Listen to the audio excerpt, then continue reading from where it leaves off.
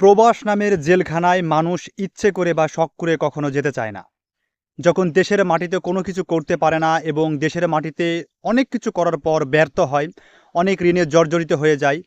আর সবথেকে মূল বিষয় হচ্ছে আমাদের বাংলাদেশে প্রচলিত একটি সংস্থা, সেটা হচ্ছে সমিতি এবং কিস্তি।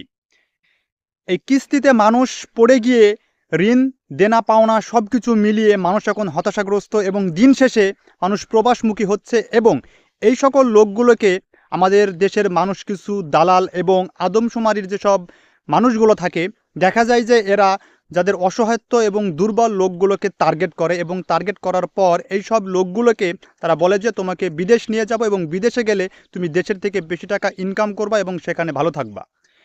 এই কথাগুলো বলার পর এবং অসহায় এবং দরিদ্র এবং এইসব মানুষগুলো কিন্তু পড়ে থাকে অনেক বিপদে।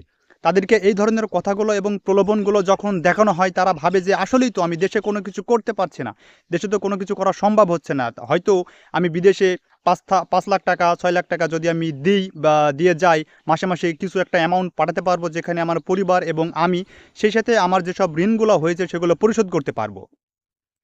এবং এই যে এইসব আদম ব্যাপারী মানুষগুলো আছে, এই লোকগুলোকে এই ধরনের লোকগুলোকে বিশ্বাস করে এবং বিশ্বাস করার পর তাদের হাতে টাকা পয়সা তুলে দেওয়া হয় এবং তুলে দেওয়ার পর তারা তাদের এই যে অসহায়ত্ব এবং দুর্বলতার সুযোগ দেখে তাদেরকে দিনের পর দিন ঘুরিয়ে নিয়ে বেড়ায়।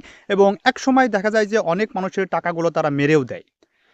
তারা যে সঠিক সময়ে বিদেশে পৌঁছাবে, তাদের টিকিট কেটে দেবে, তাদেরকে ভালো কাজ দেবে, এইগুলো বলার পর কিছু কিছু লোককে বিদেশে পাঠিয়ে দেয়, তাদেরকে যে কাজ দেওয়ার কথা বলে সেই কাজগুলো দেয় না।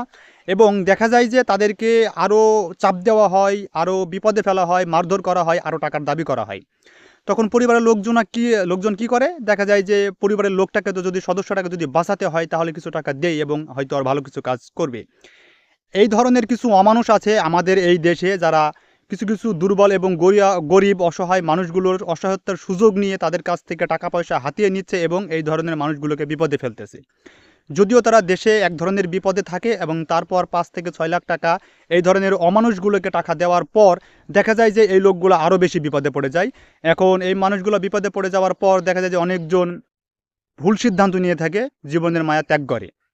তবে মূল বিষয় হচ্ছে আশেপাশে এই ধরনের অনেক ঘটনাই ঘটছে, অনেক মানুষ কিন্তু এইভাবে হয়রানির শিকার হচ্ছে, অনেক মানুষই কিন্তু প্রতারণার শিকার হচ্ছে। তবে এই বিষয়গুলো থেকে আমাদের অনেকের শিক্ষা নেওয়া উচিত, কারণ শুধু প্রবাসমুখী না হয়ে এই ধরনের কিছু টাকা গুছিয়ে, যাদের দেখা যায় যে একদমই খারাপ অবস্থা, দেখা যায় যে যদি প্রবাসে যাওয়ার পর যদি হয়তো টাকা যদি মার যায়, প্রতারণার শিকার হয়, ঘুরে দাঁড়ানোর মতো অনেক পরিবার আছে, অনেক ফ্যামিলি আছে যারা সম্ভব নয়। তবে তাদের উচিত দেশে ছোটোখাটো নিজে কোনো একটা ব্যবসা শুরু করা এবং আস্তে আস্তে ঋণের টাকাগুলা পরিশোধ করা। কারণ টাকা অনেকজন পাবে, ঋণ অনেক মানুষের থাকতে পারে, সে বিষয়গুলো মাথায় রেখে সময় সুযোগ নিয়ে আস্তে আস্তে ধৈর্য সহকারে সেগুলো পরিশোধ করতে হবে। একবারে যে ঋণ আছে দেশে, সেই অবস্থায় যদি আরও কিছু 5 থেকে 6 লাখ টাকা যদি একটা মানুষের যদি প্রতারণার শিকার হয় এবং এইসব যে অমানুষগুলো আছে, যাদের গরিব অসহায় মানুষগুলোর অসহায়ত্বের সুযোগ নিয়ে তাদের টাকাগুলো মেরে দেয় এবং প্রতারণা করে, সেই সব মানুষগুলো থেকে দূরে থাকতে পারবেন। কারণ আপনি ছোটোখাটো একটা ব্যবসা করলে 5-7 বছর পর দেখা যাবে যে আপনি সুন্দর একটা পজিশন তৈরি করতে পারবেন এবং আপনার ঋণগুলোও পরিশোধ হয়ে যাবে। তবে প্রবাস নামের জেলখানাতে মানুষ ইচ্ছে করে যায় না, এটাই হচ্ছে বাস্তব কথা। কারণ প্রবাসী ইচ্ছে করে তার এই দেশের মাটি ত্যাগ করে না, কারণ দেশের মায়া, মানুষের মায়া, গ্রামের মায়া সব কিছু পরিত্যাগ করে সে কিন্তু একটা প্রবাস নামের জেলখানাতে বন্দী হয়, শুধু নিজের ভালোর জন্য, নিজের ভবিষ্যতের জন্য, পরিবারকে ভালো রাখার জন্য। তবে এই অসহায় এবং দরিদ্র মানুষগুলোর সুযোগ ভালো দেখে অনেকজন দেখা যায় যে আদম ব্যাপারী হয়ে সেজে আসে এবং প্রতারণার শিকার করে এবং তাদের টাকাগুলো লুটে নিয়ে পালিয়ে যায় এবং হারিয়ে যায়। এবং দিন শেষে এসব গরিব অসহায় মানুষগুলো প্রতারণার শিকার হয় এবং এমন একটা অবস্থা তৈরি হয়ে যায়, আসলে তাদের আর না পারে দেশে থাকতে, না পারে বিদেশে যেতে।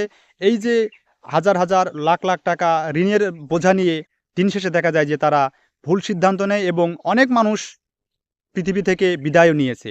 তবে এই ধরনের লোকগুলো থেকে বিরত থাকবেন এবং যারা প্রতারণার শিকার করছে তাদের দ্রুত আইনের আওতায় আনতে হবে এবং সেই সাথে দেশের মানুষকে সচেতন হতে হবে। শুধু প্রবাসমুখী নয়, যারা নিম্ন মধ্যবিত্ত পরিবারের ছেলেরা, তাদের চেষ্টা করতে হবে দেশে কোনো কিছু একজন ব্যবসা করে খাওয়া এবং নিজের পায়ে নিজে দাঁড়ানো। তাছাড়া প্রবাস নামের জেলখানাতে এই যে জীবনের রিস্ক নিয়ে, টাকা পয়সার রিস্ক নিয়ে গিয়ে কখনো সফলতা অর্জন কেউ পেরেছে, কেউ পায়নি।